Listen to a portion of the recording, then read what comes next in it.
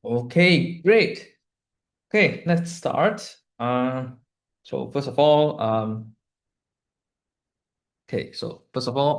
last week, we mentioned we're going to cover 5.6 and chapter 6 as well. Chapter 6, actually, I realized going through it that it's quite um, a huge chapter. I'll try to finish it this session, but please, if there's anything I might have missed or like you want to ask, you want to elaborate on, tell me about it again. So yeah, okay, let's start from 5.6. So constructing elliptic curves. So this specific chapter is actually just about using the complex multiplication method to find BLS curve in this case. So I'm gonna go through one by one, ask questions. Let me just open my chat itself so I can see any questions. And yeah, so 5.6, I'm gonna go through it. So trace of Frobenius, it's T. If it's less than, if it's positive, it means there is less points than the order, in the field. If it's negative, it means there's more points than the field. Yes, yeah. So that's what for trace of Frobenius is. Everything that's actually talked about in this chapter is actually just for complex multiplication method. So this, okay. So let's go through it. Yeah, stop me if you have any questions. La la la. Okay, J invariant, this is not discussed too much. But it essentially, again, it's one of the tools that we use in the complex multiplication method. Yeah. So any questions? Okay, complex multiplication method. So I'm gonna go through a little bit of this. So this actually describe um what the CM method is and describes how generally the process is. But to put it very simply, um the CM method starts off by having to choose a FQ or field Q for the elliptic curve. So here, so it starts by choosing this. And what we want to do here is we want to find a prime P and we want to find some M that is the natural number such that Q equals to PM. So that's the first step. The second step is actually finding a T value that such that QT is pro-prime and this equation holds true. This holds true means that it's a trace of Frobenius essentially, right? Yeah. So by choosing this, you actually also choose the order of the curve. Because this is essentially the Hasse bound mentioned here. Yeah. So yeah, that's the second step. At the same time, you also choose you also actually um calculate the embedding degree, and then next you choose some D and V such that this holds. Um, And if this holds with d equals 0 or 1 mod 4, then d is less than 0, then we call it DCM discriminant, which we'll talk about later a lot actually here. And then finally, we need to calculate the Hilbert class polynomial. Hilbert class polynomial. That's the final step. And from this, we'll get a a set of polynomials essentially that we can now try to um, use to construct our curves essentially. Yeah, that's a general walkthrough, like a very high level walkthrough of the complex multiplication method. Of course, there's more details here where they actually tell you how they find a suitable curve using this. And yeah, there's also a mention of J function. It's different from it's related to J invariant, I think. I think something, yeah, closely related to J invariant, but they also don't go too much into it in this work specifically. If you're interested, you can go look it up. But yeah, they use it for specifically for the complex multiplication method in this case. You can also use Sage to do this. It should be quite helpful if you use Sage to follow along for this. But yeah, that's essentially 5.6. I'm going pretty fast. Do stop me to ask any question if you have any. Um,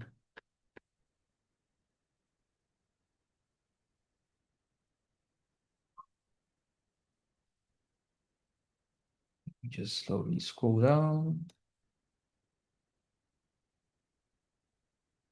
So yeah, this is I think yeah. So this is for this is showing that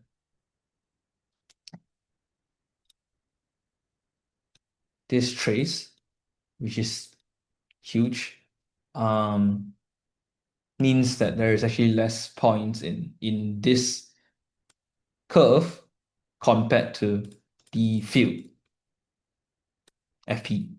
Um, Although this looks really huge, but even though there's less point, it's still quite a lot of points. Yeah, after can we use Python instead of Sage?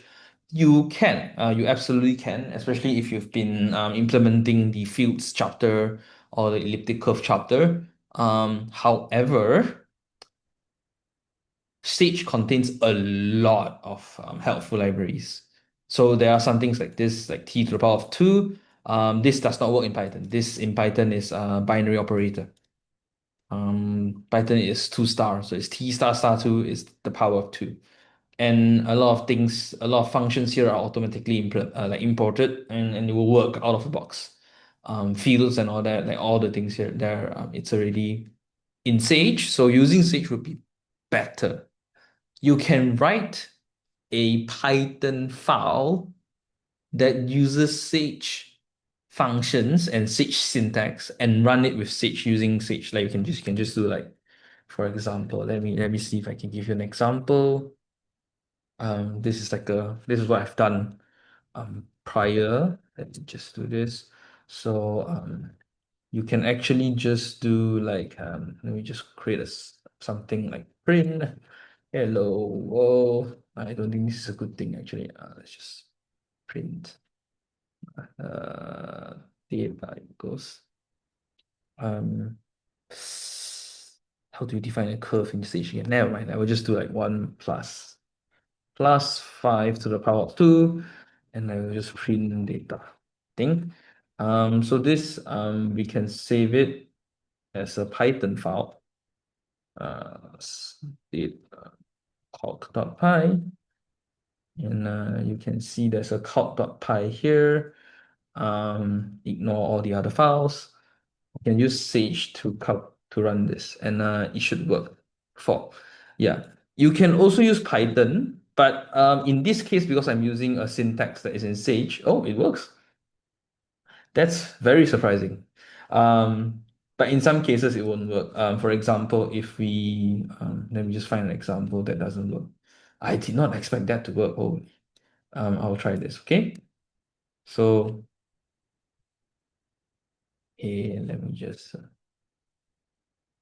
So this right now your calc file is this, right? Now Python should fail. Yep, there you go. But Sage would work. Oh, did it not import it?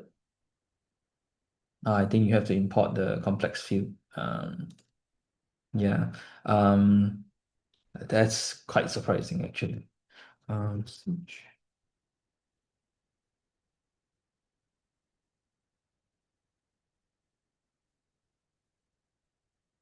Yes. Thank you, Bing. Thank you, Bing. Yes, that might be why. Yeah, I'm not too familiar with Sage. Yeah, so in this case, I think maybe if I um change this to Sage, it might work. Yeah, it works. So yeah, yeah, Bing, thank you very much for your explanation. It's really helpful, honestly. Anyways, okay, enough. This okay. Let's come back here. Okay, the BLS 66 pen and paper curves. So in this section, what they are doing is they are essentially using the complex multiplication method and attempting to implement BLS 66. So I'm gonna go through it step by step here. Although honestly, it's not easy to complete for all this, so I recommend after this we go through again and we can have a discussion in the group. But yeah, anyways, so here we actually want to do this on paper. Well, on paper, but to calculate a J function and a J invariant, you actually use stage anyways in this case. So here we want to do a BLS curve, parent friendly BLS curve. Um, that has the CM discriminant of D. Recall the D is, yeah, we want D of -3 that satisfies this, remember? So here, yeah, okay, there you go. Yeah. So in this case, actually in example 107, if you look here, in order to actually make it easier for us to, well, I mean, it's easier to represent um, T and Q in terms of X in this case. So we want to define it in terms of X. So we actually want to define T and Q as a polynomial. I think here they talk about it. Yeah, here. So a common approach to fix this and define Q, T, and V as functional parameter X so that we can have this, right? And X here essentially just is the parameter for, oh, sorry. Let me just go back here. Here. Yeah. So we want to define it in this way. That's why we want to define Q, T, and V as polynomials. So we can define it in terms of X here. Yeah. So yeah, here, given D equals -3, we define Tx and Px to be this.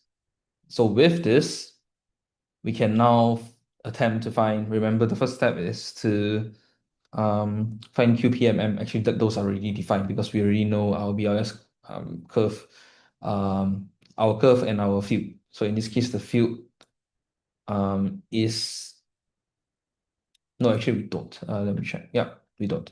So yeah, we define this, and after we define this, we find D equals -3 and boundary K equals 6. And here, in order to design a smaller curve, we actually try to satisfy a smaller natural number that such that Px is more than 3 to the power of 7. And here, if you do the calculation here, this is nice. Mainly because, well, this, wait, I forgot. I need to check my notes here.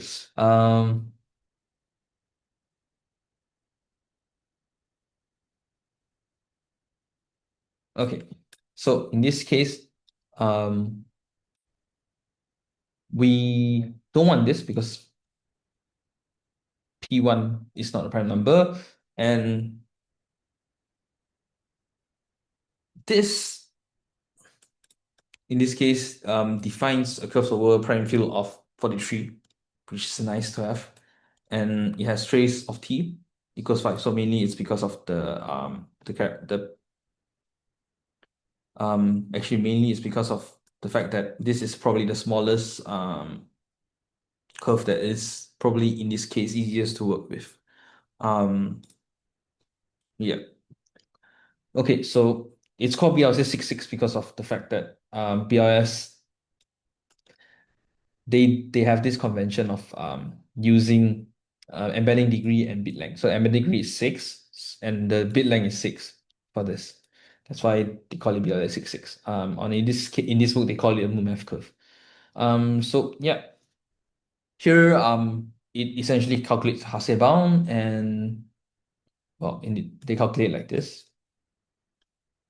to find embedding degree 6, and then they validate if d equals -3, t equals 5, p equals 43 satisfies this equation, which if they want to say satisfy the equation, v needs to be 7. And so yeah, it follows the complex multiplication method for this entire section in order to um, choose or construct this BLS66 curve. I'm going to skip along because there's actually a lot of reference to what we've talked about prior in our prior chapter, the entire chapter as well. And a lot of this, if I continue, will be a lot of repeating what is written here. So any questions so far?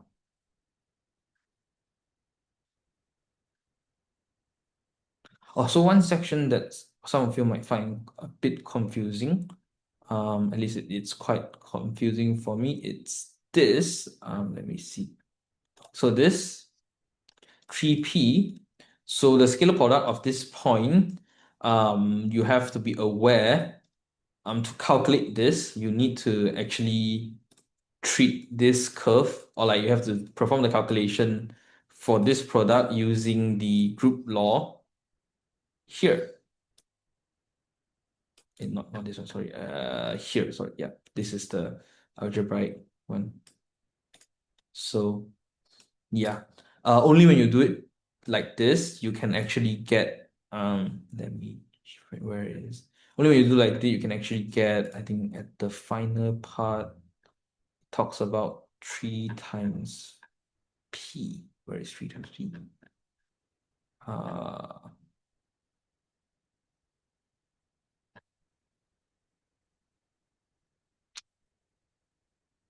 Damn, it's hard to find that section. Give me a moment. 3 times p. So the result is actually 15 and 13, 15. Yes, but I can't really find the reference for it anymore. 13, 15, sorry.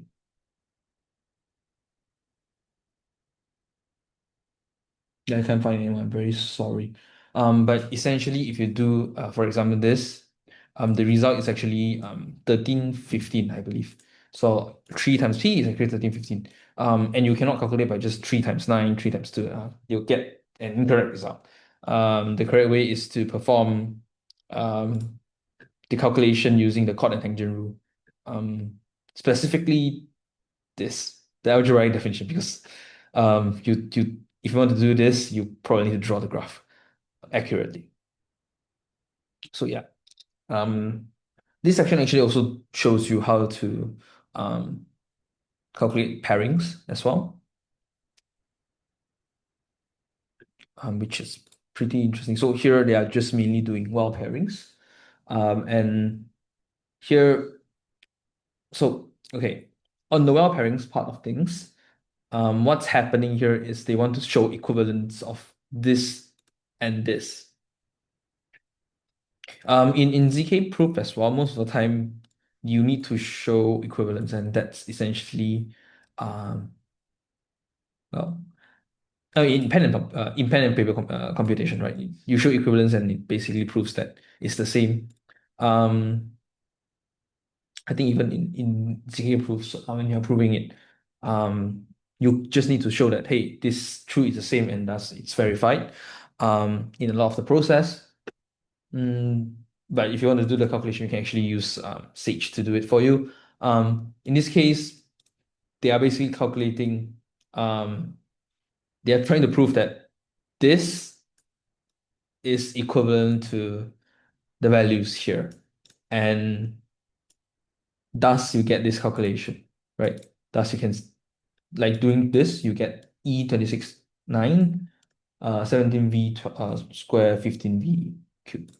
And If you can prove this, it means that yeah, it's equal, and thus it holds. Yeah.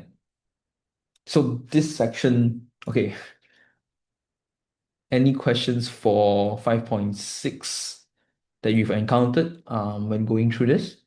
It's a lot of pen and paper actually here. I think one of the more confusing parts are the calculation method, probably the large pairing order subgroup. Yeah, because this actually involves since after you find you construct your after you construct what's it called, your Hilbert class polynomials, you need to find this large prime order subgroup, and this walks through the paper example. I say paper example, but there's actually Sage involved. Any questions before we move on to the next part?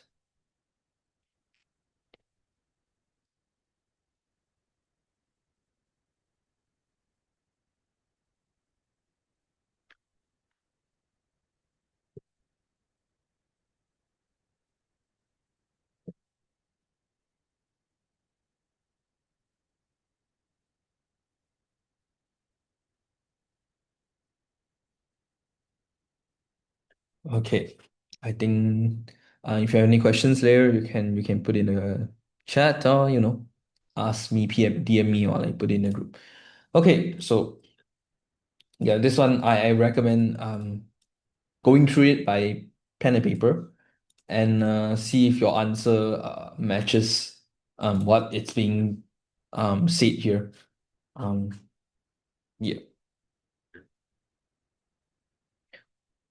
Whole section discuss how to find comparing with some expected order. Not really security. I wouldn't say um it's secure, but I would say it's pairing friendly. Yes, because in this case it's the BRS curves, the BRS family of curves. Um, it discuss how to use the complex multiplication method to find a suitable curve that's pairing friendly in this case. Um, you can say to a certain extent it allows you to choose in order. Um, yeah, but I'm not very much I haven't tried calculating or like selecting a specific order for the curve. If you get what I mean. Like I haven't tried playing around and finding out how to um select a specific curve with some size, some order. But I would imagine it's possible. But yes, this entire section, so actually the entire 5.6 discuss about how you can construct a elliptic curve with some properties. Um, I think security is probably something else so this method I don't think directly allows you to choose some selected expected security. You probably need to use this to get a curve and then afterwards determine how secure it is, or by changing the parameters for the curve. Yeah, make it so that it's secure. You can improve the bit size for your curve. That's one way to do it. So 66 it's not very secure, obviously, but yeah, you can make it so that it's more secure by increasing the bit size. Security. Yeah. But in that case, I suppose that this method does allow you to select some parameters that determine security, but yeah, it doesn't really, yeah. Okay, I think I'll proceed. Yeah, just continue asking any questions and stop me anyways. So chapter 6 statements. So finally a new chapter. So this chapter will be a little bit more abstract in that it talks about language theory or formal language. Is it language theory? I might get the name wrong. But yeah, it talks about formal language itself. So again, I'm going to go through each part. Ask if you have any questions, then go through some small, like some general details of each part that I think might be interesting or might be the main points. So yeah, again, chapter 6 statements. Okay, for our languages. Any questions on these parts that we want to talk about? I'll talk a little bit about example 111. So here, okay, actually, I'll just talk about languages because this is quite simple to talk about. When we talk about languages here, it's not it's a very formal definition. Is it I guess it's a mathematical definition in this case. Um, yeah, where essentially we just say that, hey, languages are formed from words. Words are from letters. And we define a language to be some set of words, which is defined from some set of letters.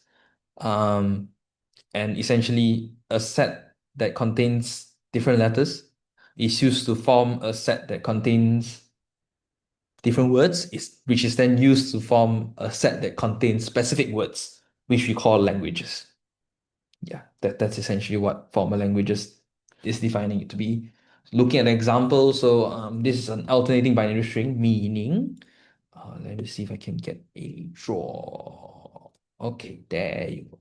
Okay, meaning alternating binary string, meaning that 0, 1, 0, 1, 0, 1, this is alternating, 1, 0, 1 is alternating, 1, 0, 0 is not alternating, 1, 0, 1, 0, 1 is alternating. Yeah, you get a point. So yeah, that's what alternating means. Strings. Okay, anyways. And here, well, it's just showing a very good example of one of the languages. Define letters 0 and 1. Letters can be anything. By the way, when we talk about letters, words, and even, for example, and even languages, right? Okay.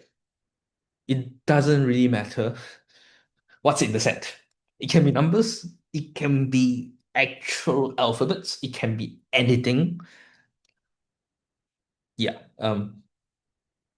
Yeah. So try not to get confused. Anyways, so yeah, consider these letters for 0 and 1, and let's define a language that is of alternate binary string. The words in that language will be essentially any combination of alternative 0 and 1s. And the letters or the words will be these two, right? So the language would then be, well, depending on, so the language, okay, let me think.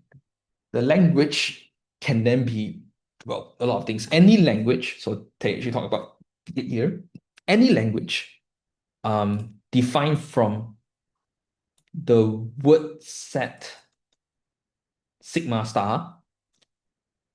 So sigma star contains all possible combination of 1, 0, 1, like alternating binary string, right? 0, 1, 0, or whatever. And any language is then a subset of this. So when we talk about language, it's essentially a subset of this, no, this is elements, subset of this. Okay. So yeah, I can have a language that has 1, 0, 1, 1, 0, 1, 0, 1, 1, 0, 1, 0, 1, 0, 1, 0, and this is like one of the language. I can call it L, L1, whatever.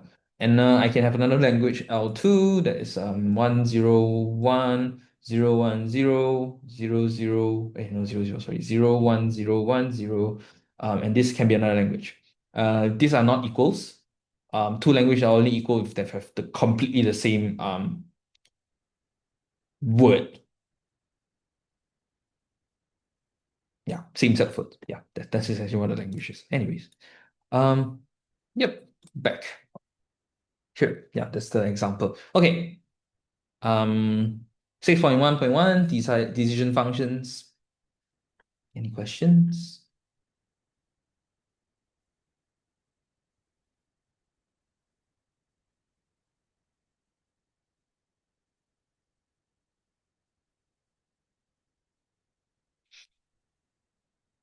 FYI, formal language is also very relevant in programming languages. So, yeah, quite interesting.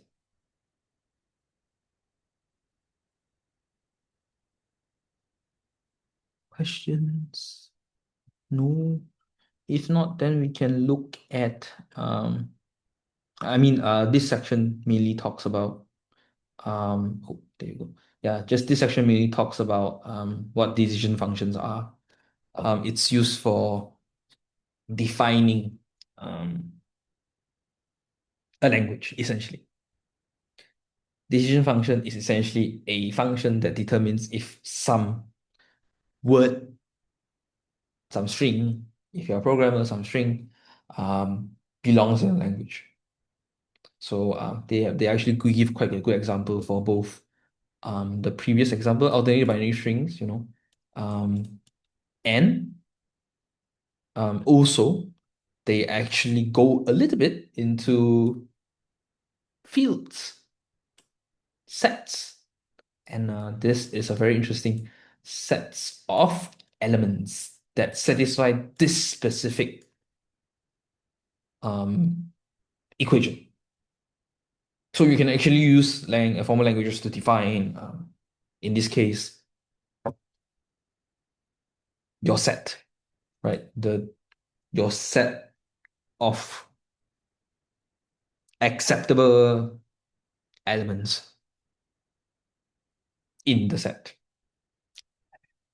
Anyways, so yeah, works for equation as well, works for number, works for string, works for the English language as well. By the way, you can define, okay, let's have a little bit of fun. You can define the decision function of an English language. We use R here, to be, well, a R alphabet star true or false. And if it's in the English language, and you usually would be like, well, X. Oh, we don't have X in this case. This alphabet, right? Alphabet start. So it will be A1 to, yeah, AN, and then true if it's in the dictionary, let's just say Oxford Dictionary, right? And false if it's not. Okay. Yeah, that might be a way of defining the English language essentially. Ta-da, that's what decision function is. Some alphabet star combination of alphabet, true or false, if the combination of alphabet A to AN exists in the Oxford Dictionary, we say that it is part of an English language. If not, we say it's not. Yeah. Decision function. Ta-da. Okay. So yeah, this is in math as well. You can do the same thing. Tiny jab curve. This is the equation for tiny jab. I think yeah. If it fits n equals 2, then it's true, else it's false. It's not part of the tiny jab curve over field of order 13. So this essentially defines what's in the curve, tiny jab curve. This is the decision function you can use to define in what what is the points in the tiny jab curve. Okay, anyways, yeah, that's decision function. Okay, next section. Okay. Can the formal language be any other language other than English? For example, French. Yes. It can. You have seen that it works for math. It works for defining curves, right? Defining parameters defining a set even, right? It's just a way of saying, yeah, that. Yes, French works. Well, in this case, I can just say, well, English one we can say we say the decision function is such that for a set of all possible alphabet combination from A1 to AN, if it's in the Oxford Dictionary, we say it's English. If it's not, then we don't care. So A B C D E F G is not English, but bat or bus is English because it's in the dictionary, right? Same goes to French, but in this case, if we can define the condition as if it's in the French dictionary, whichever French dictionary is defined by, like, which is the standard, right?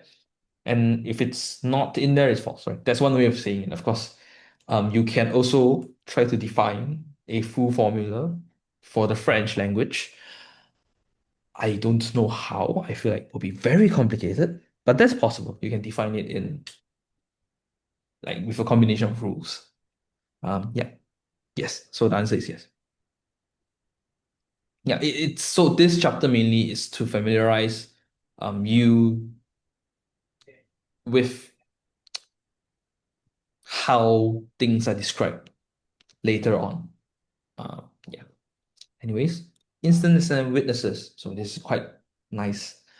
Yeah, instance are public, witness are private. Otherwise known as public and private input. Yep. Any questions?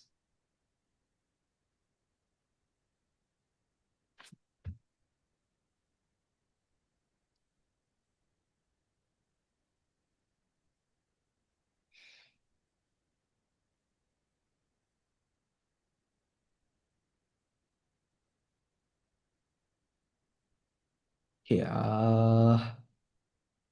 one thing that's here that we want to talk about is specifically, I'll use this tiny job chart.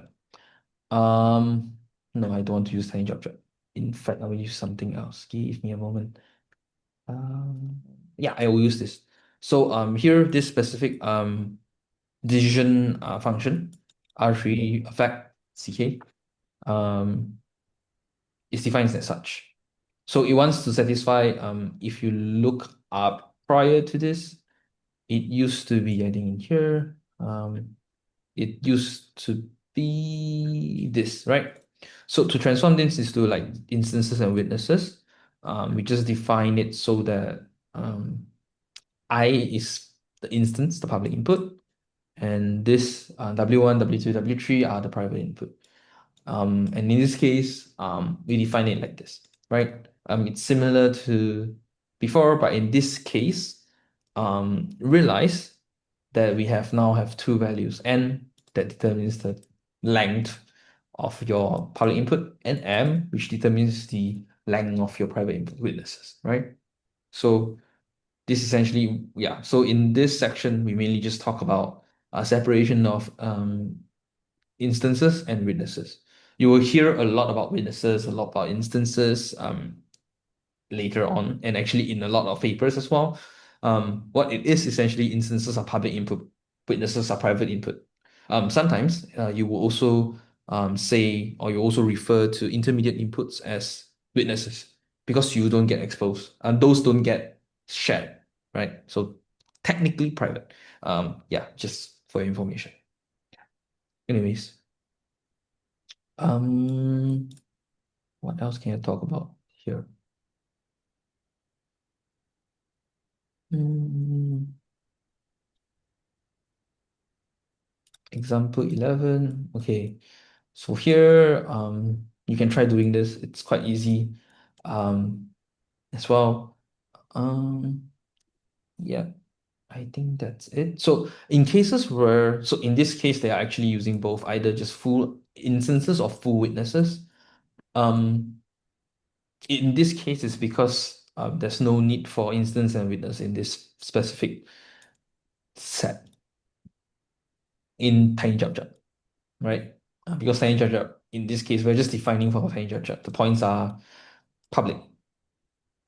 Yeah, unless you want to make it non-public, so you just use witness. So there's not too much differences here, but it will make a difference when we go to like ZK when we talk about making a circuit. Anyways, okay, let's go next. Modularity. So yeah, of course, if you have any questions for what's before, put it in the chat. Modularity. Yeah, so this actually just says the intersection of L1 and L2 is a set in which X is in L1 and X is in L2. In this case, X is a word, not an alphabet, okay? Or not a letter. Yeah. L1 and L2 can intersect. You can have a word that exists in both languages. But yeah, it has to be to define over the same instance and witness. That's quite important. Yes.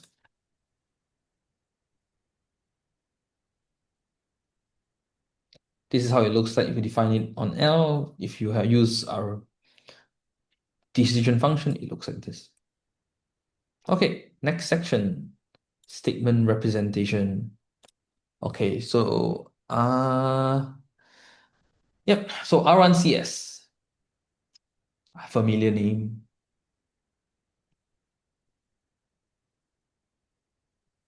Any questions?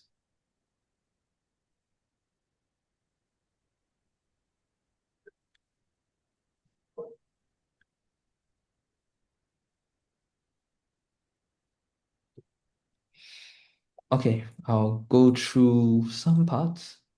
So yeah, R1CS, essentially it's a very nice way of representing some computation. I think here they call it bounded computation, is it? Yeah, I think they call it yeah, bounded computation, yes. So you can compile bounded computation into R1CS. Bounded computation just means limited computation, which means any program with some limitations. Or with a limited resource, you can say. Yeah, I think that's slightly better. Yeah, so RNCS is defined like this, or you might be more familiar with, if you've read Vitalik's article, you might be more familiar with A times B minus C equals 0, or just A times B equals C. Yeah, R1CS form. Ta-da. Yeah, that's what this is. Oop, I forgot to remove the annotation. Okay, anyways. So yeah, that's what R1CS is. A times B minus C, A times B equals C. Here what's happening is actually they are defining in the case of witness and instances. So essentially what this is A0 plus A0 I0 plus A1 I0, A2 I1, A3 I4, and so on, and then the witnesses. So A whatever, so A maybe 5, W0. So yeah, sum of all this times sum of B, again, same thing, of all this plus equals sum of C, C plus sum of all this, right? That's essentially what this is. And it's not a single statement, it's multiple. So this, each line is a constraint. And you'll hear about constraint for quite a lot later on, because it basically, I believe it directly affects the resources you need to, well, generate the proof. Yes, yeah, the time it takes as well. Yeah. So I mean, I don't think that's entirely accurate, but I think in a lot of cases it is like that. Yeah. Anyways, okay. Uh, yeah. Okay. Yeah. So that's RNCS. A very good example. I think Vitalik gives a very good example. Yeah, this is AX times BX equals CX. And in this case, the A zeros, B, this small a, small b, and small c, they are all constants. Yeah, you're basically trying to construct n amount or in this case, k amount of polynomials from your program, Python program, for example. Like this. So this example, I equals W1 times W2 times W3, you will break it down like this. Yep, that's what R1CS is. They break it out like this. They convert this into this. And if you notice, oh, sorry. Oh, there you go. Sorry. If you notice, so this is I1 times I2 equals W1, right? If you notice, I1, which is located here, will have A1 to like this will be 1, the others will be 0. This is to satisfy this equation, right? For this. Basically, the constant here determines or turns, or you can say it turns some input on or off. Yeah. Yep, that's R1CS. Okay, so one more thing. This conversion from the original equation to this is called flattening. Yeah. Okay, next part. R1CS satisfiability.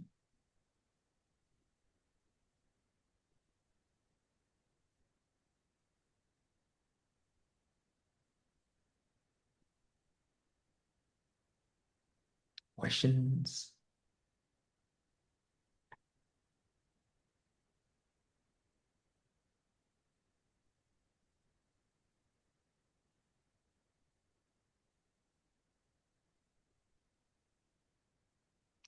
So this part is just talking about each R1CS defines its own language, and if you want an R1CS, you can define a language such that, so instead of defining a language um and then do it like creating an R1CS on top of it, you want a language that satisfied the R1CS that you define, which means it's a language that satisfy the program that you define. The language of your program is essentially the language of the R1CS. So this is called R1CS satisfiability. So this set contains the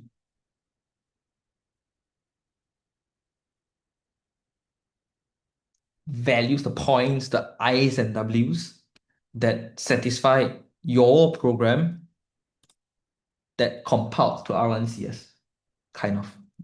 Yeah, that's why we call it R1CS. So we can define it as a language. Essentially, the I and W, the instances and witnesses that satisfy the R1CS will be in this language. Oh, sorry. Yeah.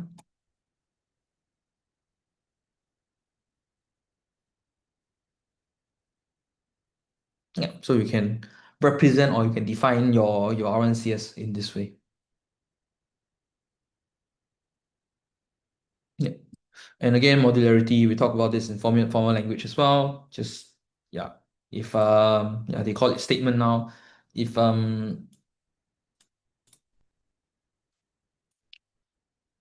S1 intersect S2, you get S3, and values in S1 or like equation in S1 and equation in S2 must be satisfied together so that S3. So here it just allows you to construct R1CS that are more complex. Yeah. Okay. Any questions before we continue?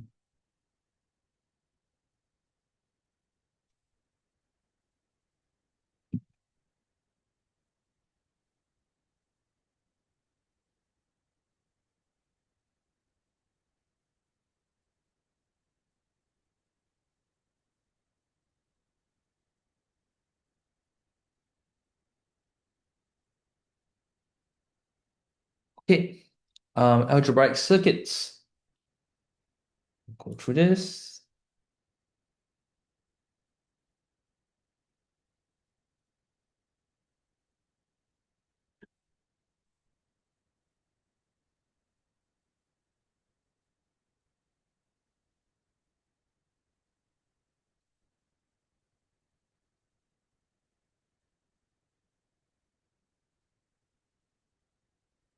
Any questions?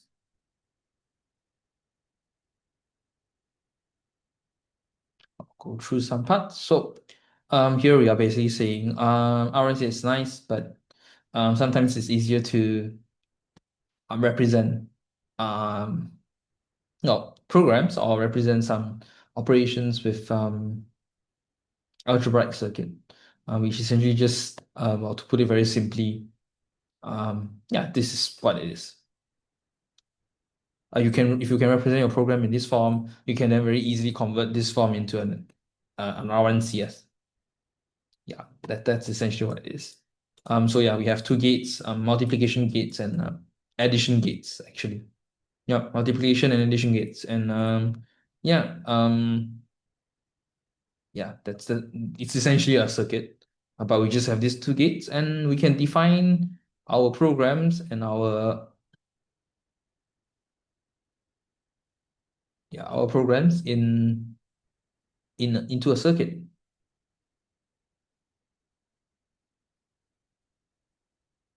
Yeah, that's it. Okay, questions. Okay, next part.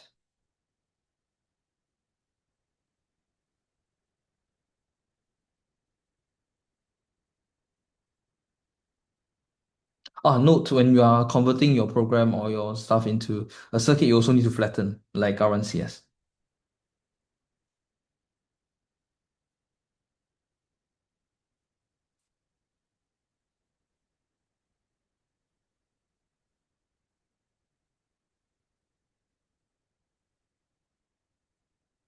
So, any questions on this part?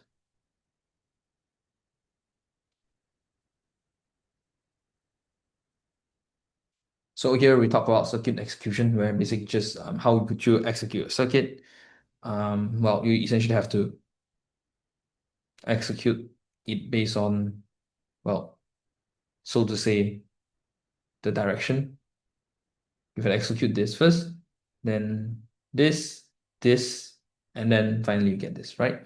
But yeah, through the execution itself of the circuit, um, you actually, well, you actually generate essential proof. You basically you can have a circuit with some missing witnesses, or and then you just need to satisfy it so that the given some instance um and some input, public input, um the circuit holds. And if it holds, you have a proof that your circuit runs correctly. And that's why they talk about like valid assignment can be interpreted as proofs of proper circuit execution. Because if you don't have correct values for your witnesses, this circuit will not hold, right? You will not get the output value from your public value. You have to somehow know all the witnesses correctly. Yeah. Circuit execution. And finally, circuit satisfiability. Very similar to our satisfiability. Yeah, same thing. Uh, a circuit is only correct if um the combination of instance and witnesses is valid for a specific circuit. And then finally, with what we've observed, this algebraic circuit in RICS is very similar, and thus we can actually convert a circuit into an R1CS. Recall it's easier to convert a program to the circuit itself, and since the circuit is so similar to R1CS, we can just convert a circuit into R1CS. And in this case, we call it the associated RNCS. Yeah. And that's it. So you can get a equal, so here are the examples that shows how it might work if you how to convert a circuit into R1CS. So I'll just go there for a little bit. So the rule is this. If it's multiplication, you get left input, right input equals some Sj. Mark it as some label Sj. If it's addition, you get left plus right input times 1 equals some Sj.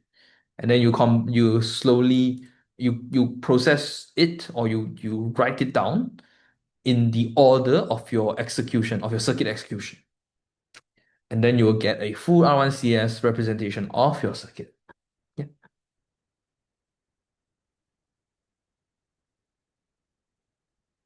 Yeah.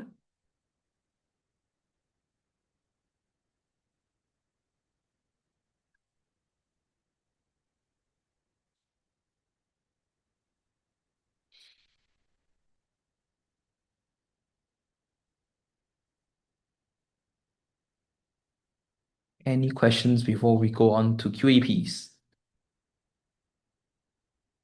I'm gonna grab some drinks.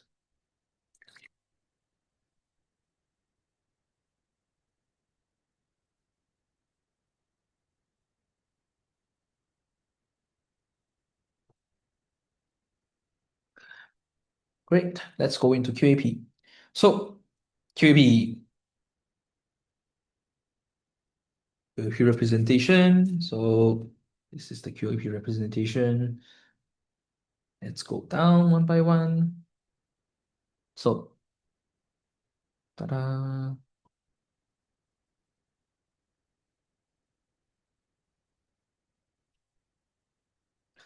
Okay, I'm gonna go through a little bit on the representation. So this is the definition of QAP. Given some R1CS, note, given some R1CS, we want to find some target polynomial T such that ABC holds. If you look at Vitalik's article, they actually talk about how you can compute your QAP usually via Lagrange interpolation. And here, what it's essentially doing, it's, at least in my opinion, it's pretty similar. But here, what it's trying to do is essentially want to find some T, some value T, some polynomial T that if you divide it with your polynomial, you will get what? Let me find the exact part of it. Yeah.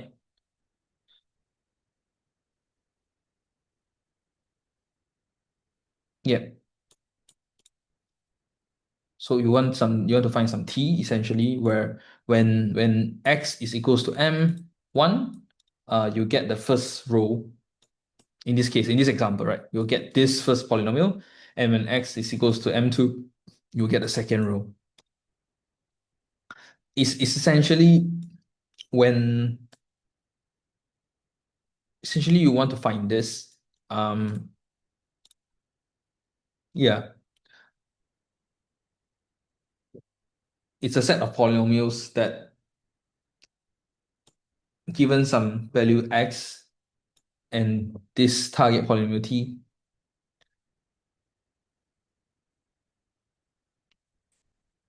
you can get well, you need to compute it, but you can get the specific evaluation of your R1CS, not your R1CS, a specific row of your R1CS. Yeah.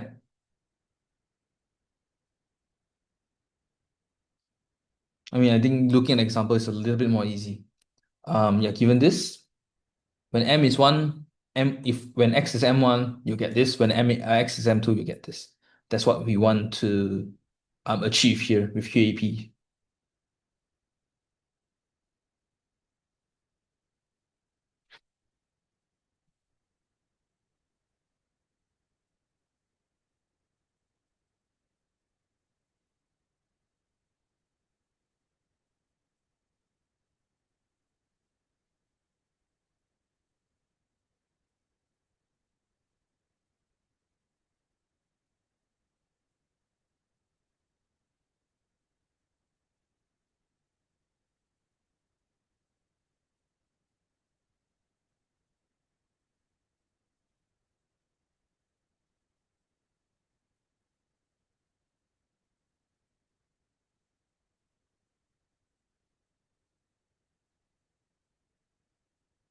Okay, let's go for the second part. So QAP satisfiability.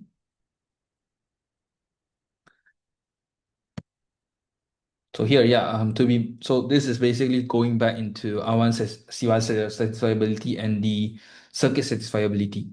We can define it in terms of a decision function, right? How do we decide how do we decide or recall decision function? How do we decide some words are in the language? So in this case, how do we decide if the um if something is correct according to the circuit, right? If some instance, a combination of instance and witnesses are correct, given circuit, if some combination of instance and witnesses are correct, given correct in the sense that it satisfies the R1CS in this case. So QAP is the same thing. In this case, your polynomial, the polynomial is defined again by your QAP representation, the set of QAP, is divisible by its target polynomial, T. So here, everything in here is divisible by T.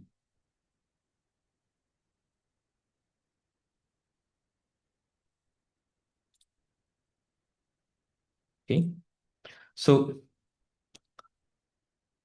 else, if it's divisible by T, it means that it's a valid QAP. And since QAP is derived from R1CS and essentially, so since that QAP is derived from R1CS, the QAP, if something is divisible by T, if something is a valid QAP, it also means that it's a valid R1CS. It's very likely from a valid R1CS. Yeah. So yeah, the better way of saying it, yeah, if a QAP is associated with R1CS, the language generated by QAP and the language generated by R1CS are equivalent. So if it's satisfiable, if it's QAP satisfiable, it should also be R1CS satisfiable.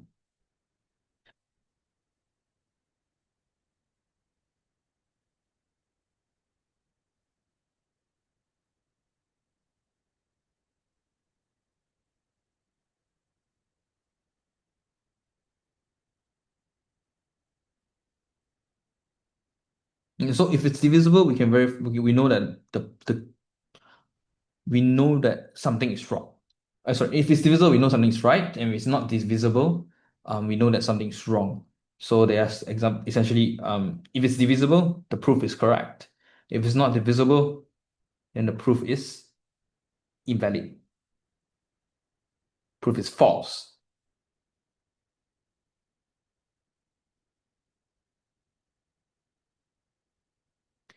Yeah.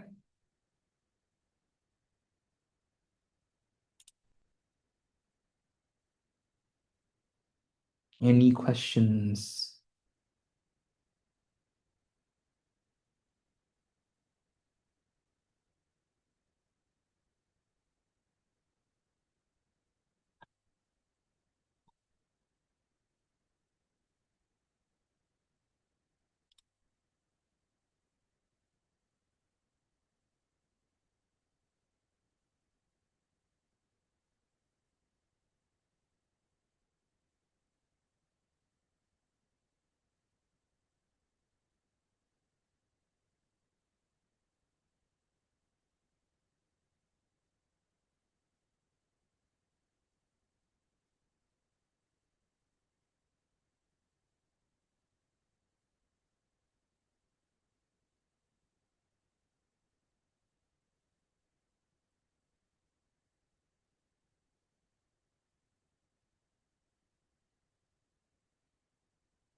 Well, I'll assume that's a no.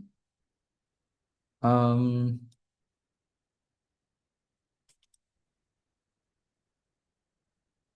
if that's a no, I think that's all for today. I'll give you a few more minutes if you have any questions.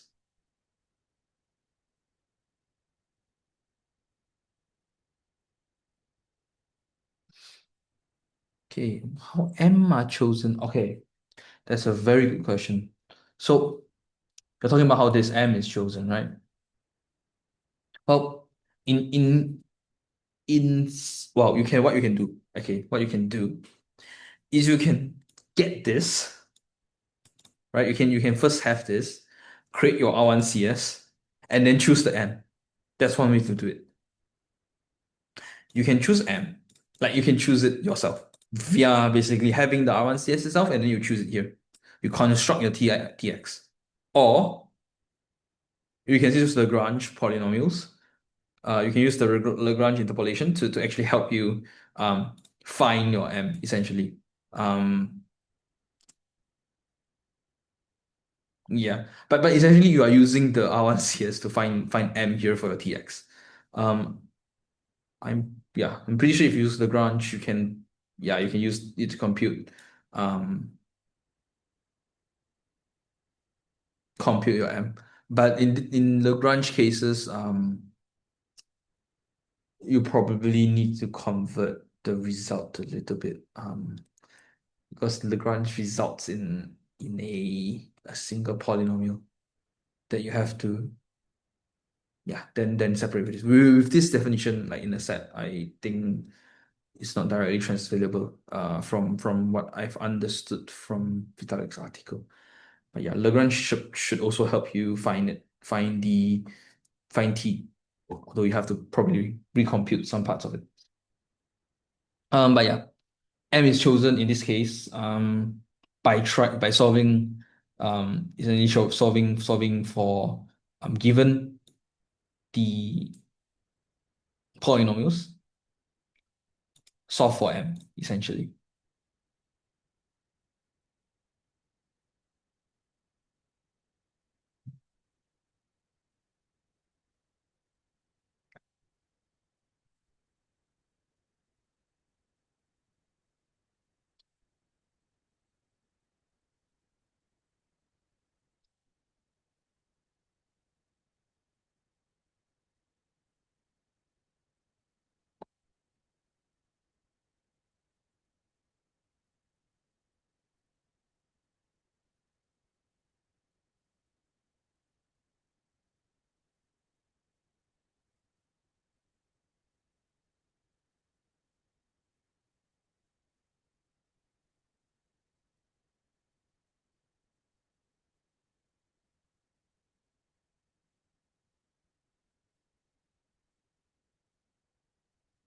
Any more questions?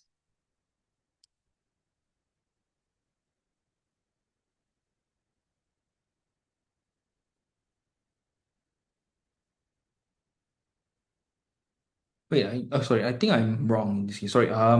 No, in this case,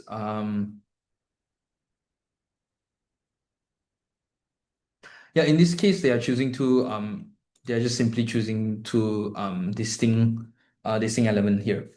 Um, I think, yeah.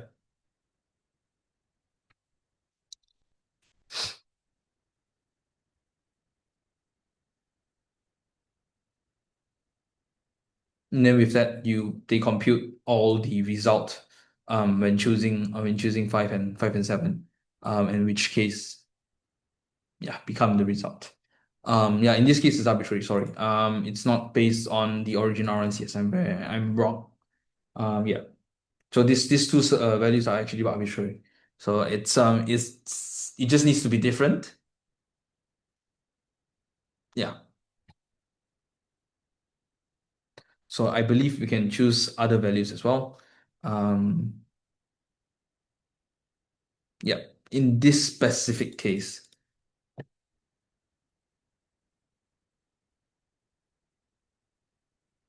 but in Lagrange, I don't think so. Yeah.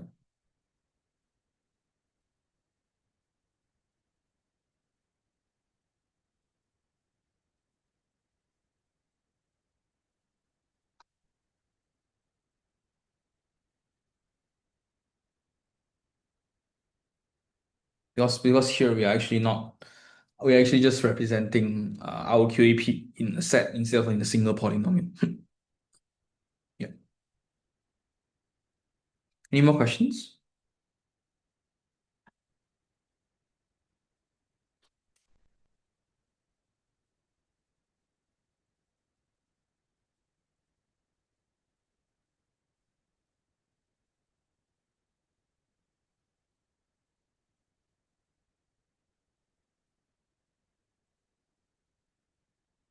Well, if there's no more questions, thank you very much for coming. And I hope to see you guys again next week. Bye bye.